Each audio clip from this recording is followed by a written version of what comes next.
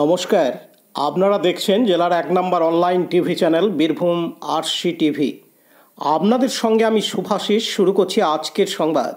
বিস্তারিত সংবাদে যাবার আগে দেখে নেব সংবাদ শিরোনাম। নানুরে বন্যা কবলিত এলাকায় ত্রাণ সামগ্রী বিতরণ। স্বামী বিবেকানন্দের ভাবাদর্শ নিয়ে যুবদের শিক্ষণ শিবির সিউড়িতে। বিনামূল্যে চক্ষু পরীক্ষা শিবির মোহাম্মদবাজার ব্লকের সোতসাল গ্রামে। 2 দিবসীয় ফুটবল প্রতিযোগিতা শেষ হল খয়রাশোলের কৃষ্ণপুর বড়জোরে।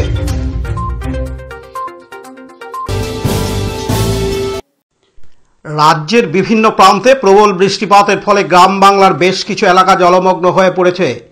এই রকমই নানুর বিধানসভার অন্তর্গত চণ্ডীদাস নানুরে বিভিন্ন এলাকায় লাগাতার বৃষ্টির ফলে বেশ কিছু গ্রাম জলমগ্ন হয়ে পড়ে। এই অবস্থায় সাহায্যের হাত বাড়িয়ে দেন নানুর ব্লক তৃণমূল কংগ্রেসের নেতা ও কর্মী সমর্থকরা। প্রায় 150টি পরিবারকে নিত্য প্রয়োজনীয় জিনিস তাদের হাতে তুলে দেওয়া হয়।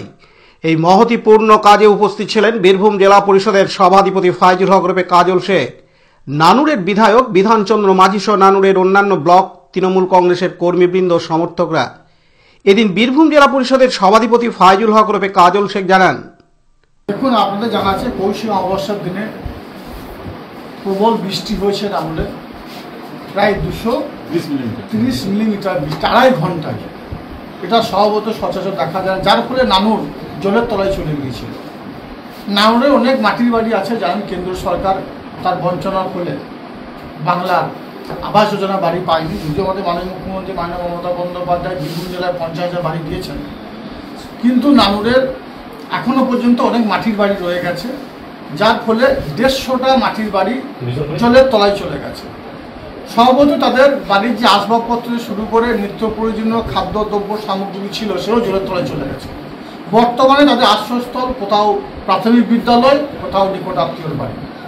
তো সেই 150টা পরিবারকে আজকে ডেকে তাদের হাতে নিত্য প্রয়োজনীয় খাদ্যদ্রব্য সামগ্রী, যেমন ধরুন আলু, পেঁয়াজ, সরষে তেল, মসুর ডাল, চিনি, চা থেকে শুরু করে বেবি ফুড থেকে শুরু করে কেক, মুড়ি, চানাচুর, সামান, শাক, এমনকি শাকসবজি পর্যন্ত 24টা আইটেম তাদের তুলে দেওয়া হলো।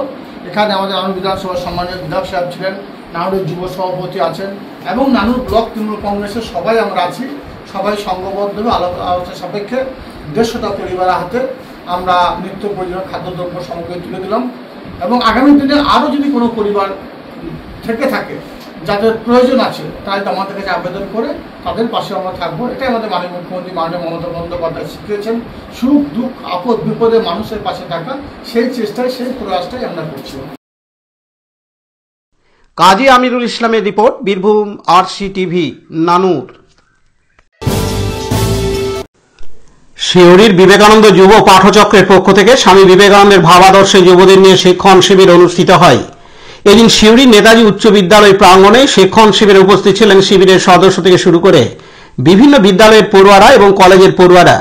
প্রসঙ্গত, স্বামী বিবেকানন্দের ভাবাদর্শকে ধরে রাখার যে আবেগপূর্ণ বার্তা, সে বার্তা সমাজের বিভিন্ন সময় সমাজের অধঃপতন দূর করার একটাই উপায়, তা হল স্বামীজির ভাবধারা।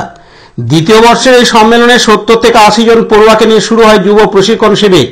সমাজকে সমৃদ্ধ রাখতে দ্বিতীয় বর্ষের প্রায় 100-র অধিক সদস্যদের নিয়ে স্বামীজির ভাবধারাকে, স্বামীজির নির্দেশকে, স্বামীজির ভাবাদর্শনকে সঠিকভাবে দিশা দেখাতে পারে যুব সমাজকে, সে বিষয়ে আলোকপাত করা হয় এই শিক্ষণ শিবিরে। বর্তমানে যুব সমাজে যে অধঃপতন নেমে এসছে, তা একমাত্র স্বামীজির এই ভাবধারা, নির্দেশ ও ভাবাদর্শনই যুব সমাজকে বাঁচাতে পারে। শুধু তাই নয়, বর্তমান পরিস্থিতির মধ্যে দাঁড়িয়ে যুব সমাজ স্বামীজির চিন্তাভাবনাকে কাজে লাগিয়ে মাথা উঁচু করে দাঁড়াতে পারবে। এদিন শিক্ষণ শিবিরের পক্ষ থেকে জানানো হয়, সিউড়ি নেতাজি বিদ্যা ভবনে 1 দিবসীয় শিক্ষণ শিবির হচ্ছে স্বামী বিবেকানন্দের ভাবাদর্শে উন্নততর সমাজ গঠনের লক্ষ্যে আমাদের আজকের এই শিবির। জগৎ চাই স্বার্থ শূন্য প্রেমযুক্ত চরিত্র। আজকে আমাদের এই শিবিরে আমাদের জীবনে অত্যন্ত গুরুত্বপূর্ণ যে 24টি গুণ, যেমন আত্মসংযম, নিষ্ঠা, ধৈর্য, আত্মশ্রদ্ধা, সততা, নিয়মানুবর্তিতা, এই সমস্ত গুণ নিয়ে আজকে আমাদের শিবিরে আলোচিত হচ্ছে এবং এই শিবিরে প্রায় 100-র কাছাকাছি যুবক অংশগ্রহণ করেছে এবং সুন্দরভাবে আজকে আমাদের এই শিবির চলছে। এই শিবিরের আজকের গুরুত্ব কত? আজকের শিবিরের গুরুত্ব হচ্ছে স্বামীজি এই সমাজে গুরুত্ব হচ্ছে আজকে স্বামীজির বিখ্যাত সূত্র, মহান ভাবনা ভারতবর্ষকে এগিয়ে নিয়ে যাওয়ার জন্য আদর্শ ভারত গঠনের লক্ষ্যে বি অ্যান্ড মেক, সেই লক্ষ্যকে সামনে রেখে আমরা আগামীর ভবিষ্যৎ জীবনকে, ভবিষ্যৎ যুবকদেরকে সেই বিষয়ে আত্মসচেতন করা, নিজের পায়ে নিজের দাঁড়ানো এবং নিজের প্রতি নিজের শ্রদ্ধা। আমরা জানি কোনো মানুষ যদি নিজের প্রতি নিজের শ্রদ্ধা না থাকে তাহলে অন্য কাছে শ্রদ্ধা জানাতে বা সমাজকে এগিয়ে নিয়ে যেতে পারবে না। পার্থ দাসের report, Birbhum RC TV, Suri. একেআই foundation এবং বিশিষ্ট শিল্পপতির সমাজসেবী টুলু মণ্ডল ও সোৎসাল শান্তি কমিটির যৌথ উদ্যোগে সম্পূর্ণ বিনামূল্যে চক্ষু পরীক্ষা এবং বিনামূল্যে চোখের ছানি অপারেশন শিবিরের আয়োজন করা হয়। এদিনে শিবিরে সকাল থেকে প্রচুর মানুষের ভিড় দেখা যায়, কিন্তু বেলা গড়ার সঙ্গে সঙ্গে ভিড় বাড়তে থাকে চক্ষু পরীক্ষা শিবির কেন্দ্রে। অভিজ্ঞ চিকিৎসকদের দ্বারা চক্ষু পরীক্ষা করানো হয়। এখানে কম্পিউটারাইজ দ্বারা চক্ষু পরীক্ষার ব্যবস্থা করা হয়। এখানে চোখের ছানি অপারেশন, লেন্স, কালো চশমা, ওষুধ সম্পূর্ণ বিনামূল্যে দেওয়া হয়। এমনকি যাদের চোখের পাওয়ার চশমা লাগছে তাদেরকেও সম্পূর্ণ বিনামূল্যে পাওয়ার চশমা এই শিবির থেকে দেওয়া হয়। এদিন সমাজসেবী টুলু মণ্ডল জানান, তার এলাকা ছাড়াও আরও বিভিন্ন গ্রাম থেকে মানুষজন এখানে এসেছেন।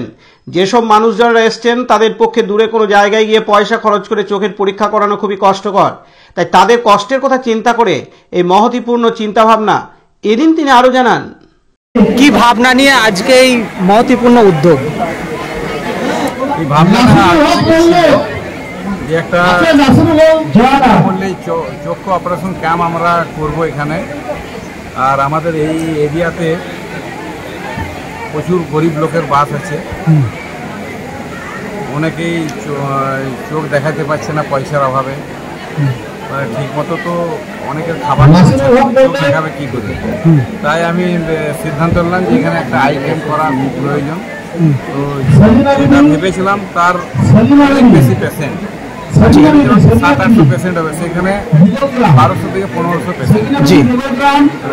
এই চিকিৎসা চলতে চলতে হয়তো রাত্রি 12টা-1টা হয়ে যেতে পারে। আমরা পুরো কমপ্লিট করি, ডাক্তারদের ছাড়বো। 14 জন ডাক্তার আছে, তারা কন্টিনিউ পেশেন্ট দেখে যাচ্ছেন। আপনারা তো দেখতে পাচ্ছেন যে কত পেশেন্ট সকাল থেকে বসেছিল আর এখন কত আছে বসে।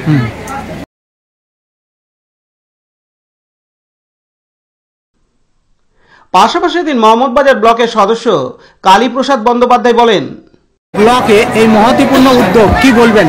দেখুন, এই মহতীপূর্ণ উদ্যোগ, মাননীয় টুলু মণ্ডল মহাশয় আমাদের এই এলাকার, আমরা যাকে অভিভাবক হিসেবে মানি এবং তিনি সর্বদাই মানুষের সঙ্গে থাকেন, মানুষের পাশে থাকেন। তার এই উদ্যোগকে সাধুবাদ জানাবার ক্ষমতা আমার নাই।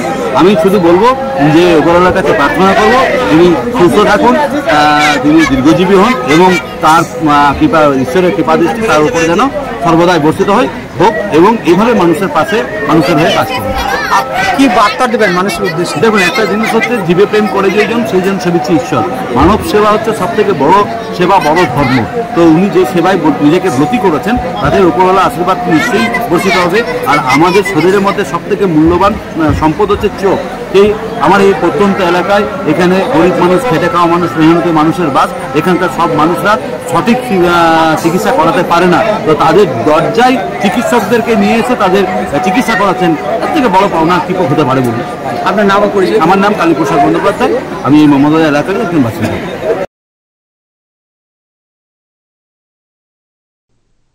কাজী আমিরুল ইসলামের report, Birbhum RC TV, Mohammad Bazar.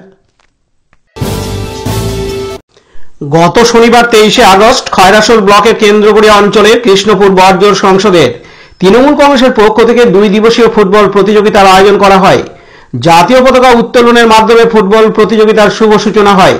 পতাকা উত্তোলনের পরবর্তীতে তৃণমূল কংগ্রেসের নেতা শ্যামল কুমার গায়েন পায়ে বল ঠেলে 2 দিবসীয় ফুটবল প্রতিযোগিতার শুভ সূচনা করেন। 8টি ফুটবল দল নিয়ে খেলা শুরু হয়। গতকাল রবিবার 24শে আগস্ট চূড়ান্ত পর্যায়ের খেলা অনুষ্ঠিত হয়।